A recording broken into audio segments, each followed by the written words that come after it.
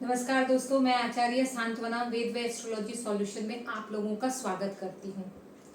पिछला वीडियो जो मैं बनाई थी वो ये था कि अगर मैं मेष लगन की जातक हूँ या जातिका हूँ तो मेरे लिए सबसे अच्छा ग्रह कौन सा है।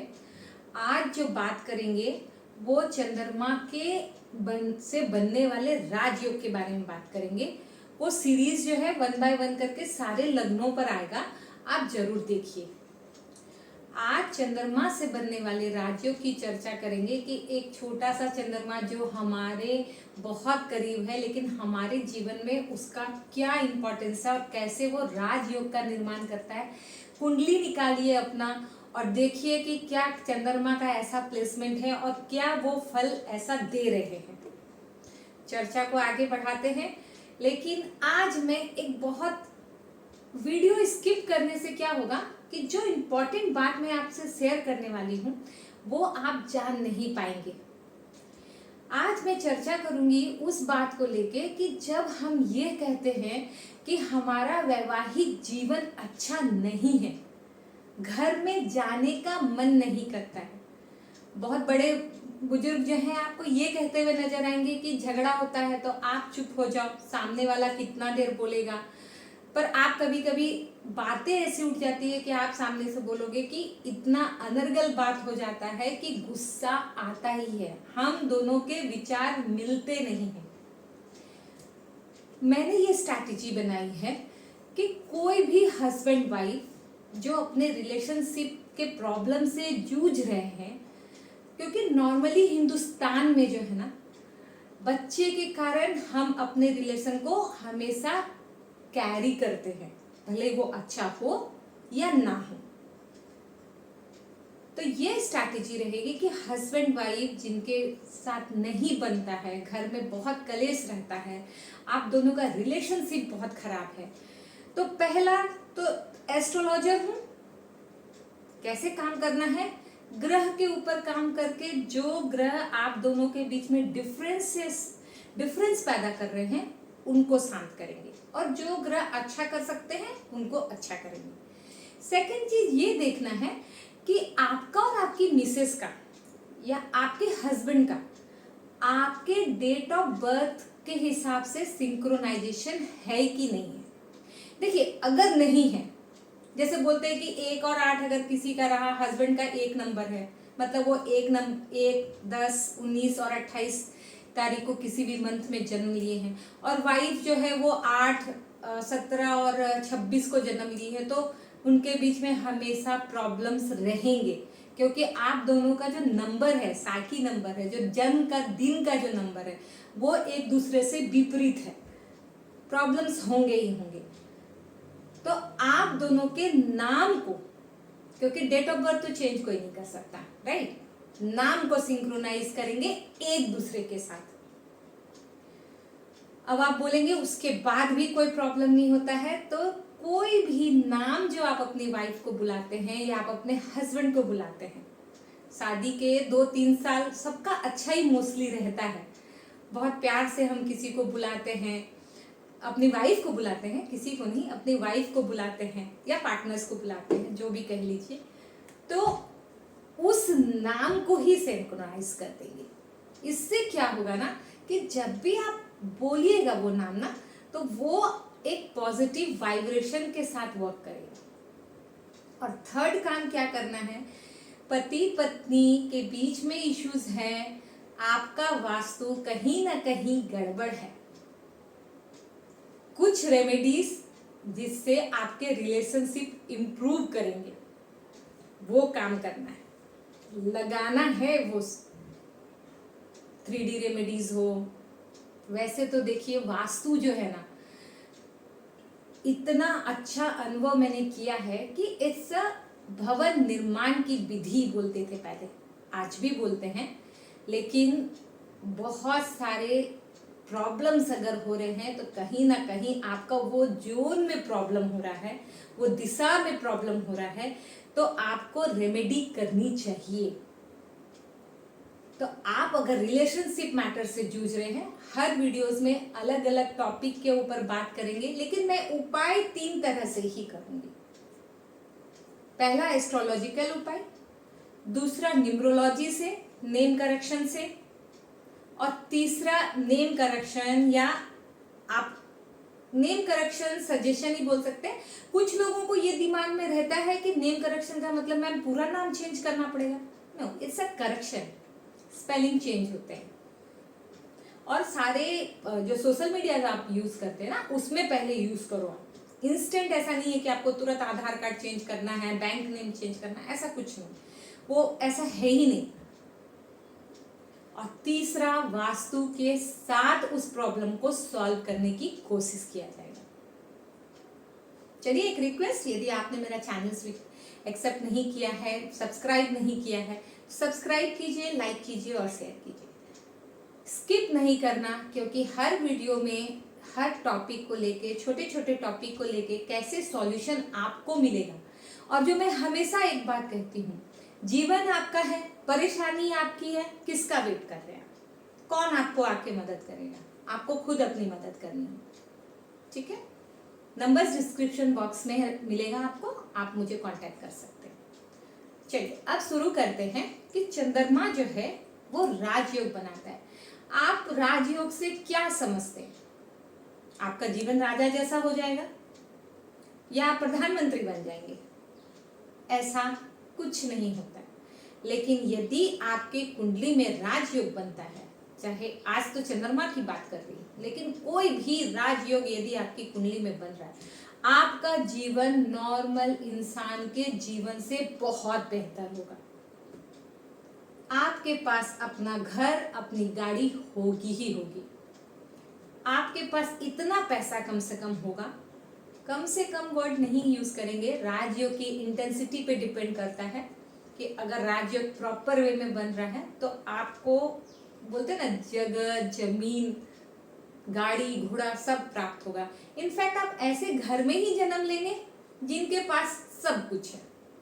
नहीं तो बहुत बार आपने सुना होगा, मम्मी पापा बोलते हैं, जब से मेरी बेटी आई तब से मुझे ना पैसे की तकलीफ नहीं हुई, या जब से मेरा बेटा घर में जन्म लिया है तब से पिता का उन्नति तरक्की होता ही रहा है।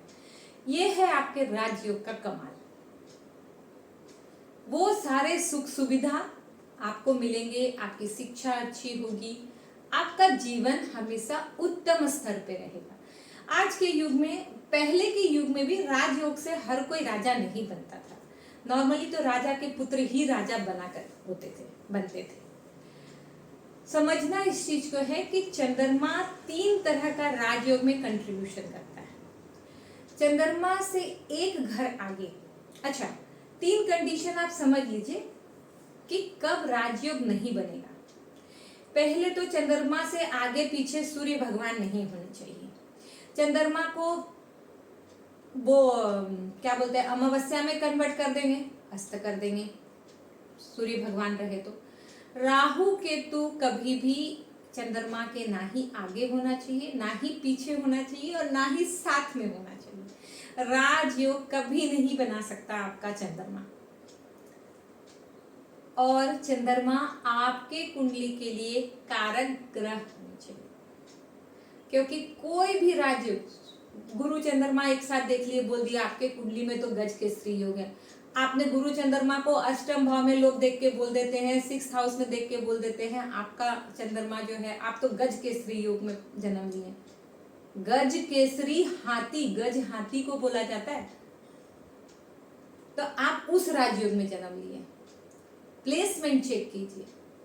लेकिन ये एक ऐसा योग है, चंद्रमा के आगे राहु केतु और सूर्य को छोड़ के कोई भी ग्रह, चंद्रमा राजयोग का निर्माण करता है, जिसको सनफा राजयोग का नाम दिया गया है।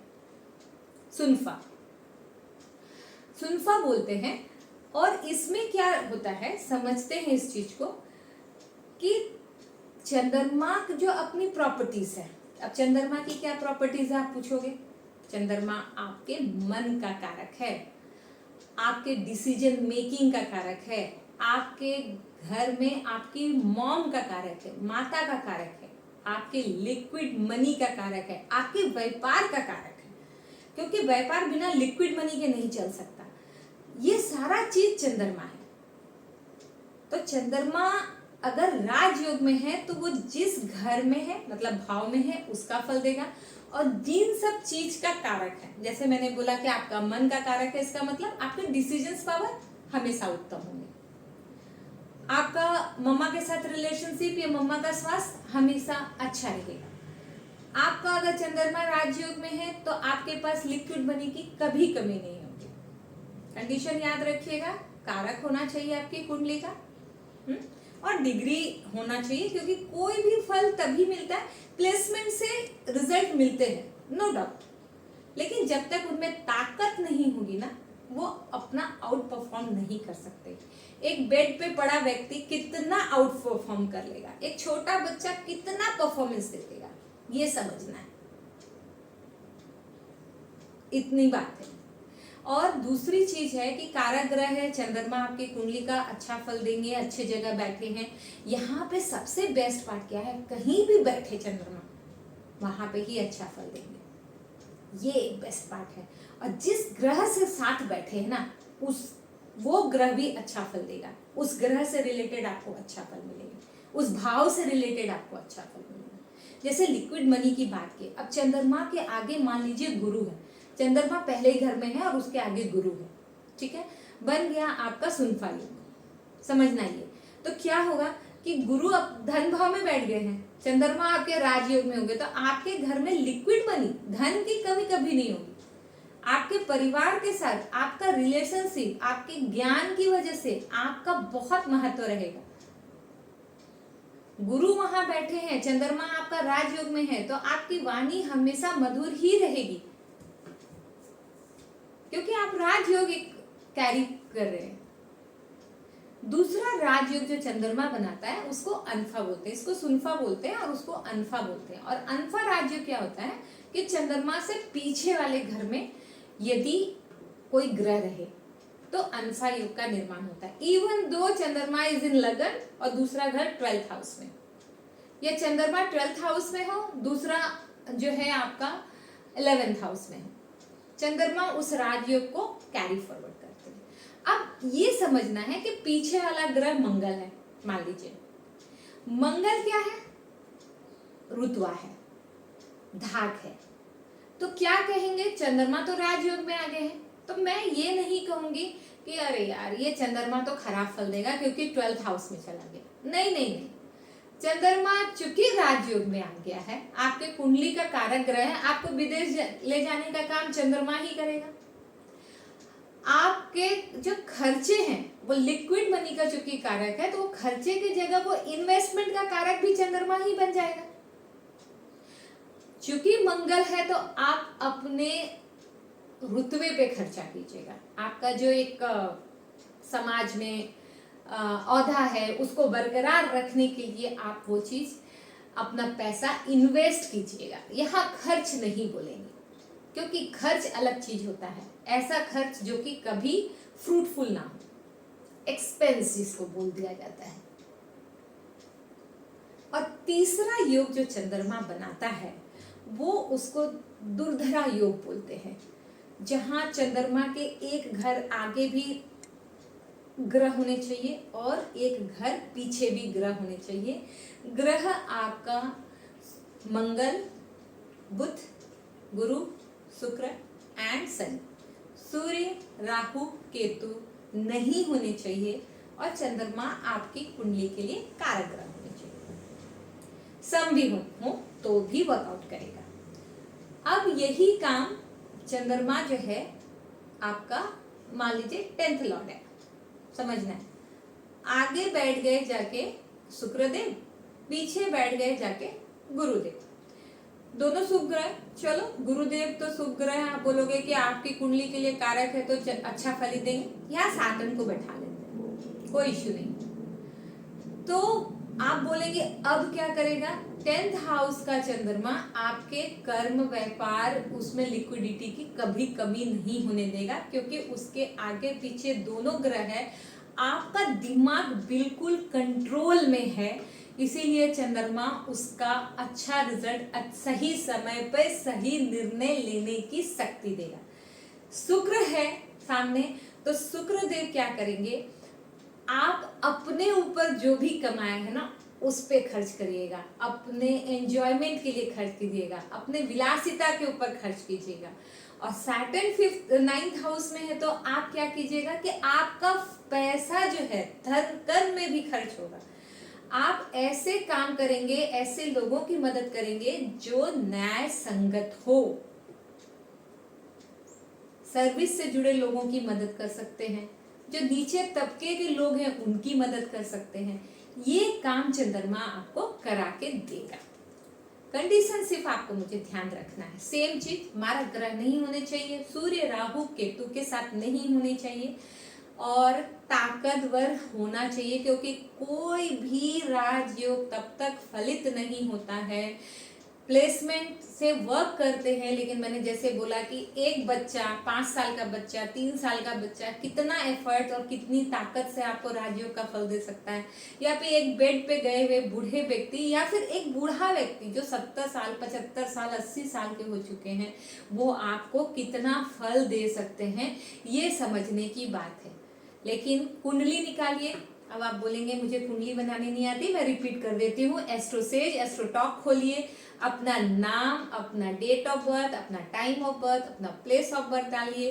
पहला भाव जो आएगा, लगन कुंडली जो लिखी है वो आपकी जन्म कुंडली ही है। वहां पे चंद्रमा चेक करना है कि चंद्रमा से आगे है कोई ग्रह या पीछे है, और या फिर दोनों साइड में ग्रह है। और अगर चंद्रमा के ना आगे है ना पीछे है ना दोनों तरफ है, तो चंद्रमा एक दोष का निर्माण करता है, जो मैं नेक्स्ट वीडियो में बात करूंगी, और वो काफी खतरनाक साबित होता है अगर उसके उपाय नहीं किए जाते हैं तो। अब आप ये मत कीजिए आप मुझे डराने का काम कर रहे हैं, बिल्कुल डरिए, क्योंकि उपाय आपको करना है। उम्मीद है मेरे द्वारा दी हुई जानकारी आपको पसंद आई। जुड़िए मुझसे, और जो मैंने स्टार्टिंग में बोला हर वीडियो में बोलूंगी, क्योंकि जीवन आपका है, परेशानी आपकी है तो उठकर आपको आना है, कोई दूसरा मदद नहीं करता। जिस दिन आप ये समझ लेंगे, उठेंगे, आइएगा, आपके प्रॉब्लम्स और सॉल्यूशन, आपके प्रॉब्लम्स के सॉल्यूशन देने की चेष्टा करूंगी। बैठेंगे और बात करेंगे, समझेंगे प्रॉब्लम्स को। जुड़िए मुझसे। धन्यवाद।